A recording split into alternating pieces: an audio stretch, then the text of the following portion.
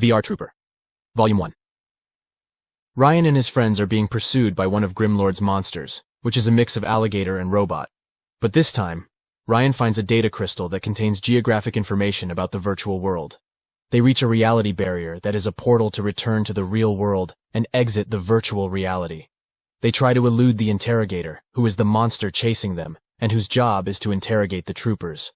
But not only the troopers pass through the portal, the interrogator also goes through. This causes the troopers to be teleported outside the laboratory, where they usually return from their missions. Professor Hart is happy that they brought the locator crystal and immediately starts deciphering its data. However, Ryan has to go to a karate tournament tonight. Ryan is not upset about the situation because ever since his father was kidnapped, Tao, the owner of the dojo where he trains, has been like a father to him. And he knows that Tao needs his help to keep the karate dojo running. Later, a father and son are exploring the mountains and hear an explosion. However, the father receives a call from work, as his boss needs him to do something immediately and to forget about their family gathering. Near them, the interrogator has arrived in the real world, and not to look bad in front of his boss, decides to kidnap the boy's father so that he doesn't return empty-handed. In the laboratory, the professor notices another reality alert.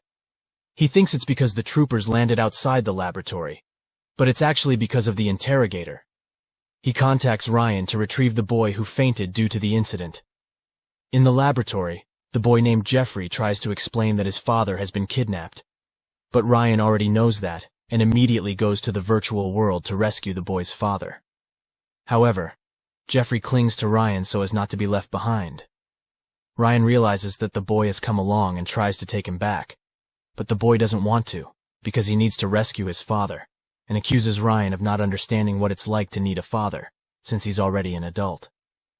But we know that's not true, because Ryan deeply misses his father. And hey, there's no time for sentimentality, as the interrogator is already after them. Ryan and the interrogator fight. The interrogator wants to know where Ryan has hidden the rare crystal with the data, and after that, he wants to eat Ryan with marinara sauce. The interrogator takes advantage of Ryan's knowledge that troopers don't use their weapons unless the opponent does so first. That's why he believes he will win, since it's a battle of claws against hands. But Ryan uses a karate move to knock the villain down the cliff. During the few minutes it takes for him to climb back up the cliff, Ryan hurries and calls his motorcycle.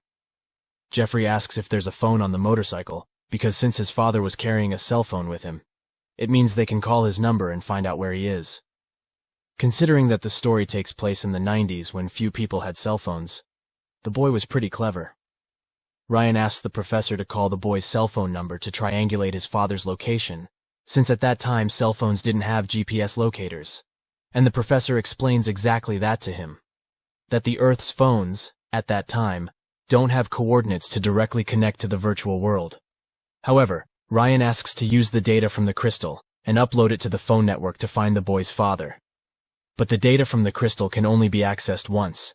If they do that, they won't be able to use the data again to locate Ryan's father.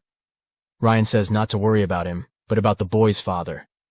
But the interrogator is after them again. The professor completes the upload and gets the coordinates to find the boy's father. He instructs the motorcycle to go to the location on autopilot while Ryan fights the interrogator. Then they arrive at a factory-like place with robots on fire. The boy's father is being held in the factory by a robot. To defeat the interrogator, Ryan uses a maneuver with the flying motorcycle, causing the villain to crash to the ground. Father and son are reunited. On the way back to the real world, the father confesses that he was scared of dying there and realized that what matters most in life is family. Seeing this scene, Ryan reflects on himself and wonders how it would be if he could meet his father again, just like he does in every single episode of the series.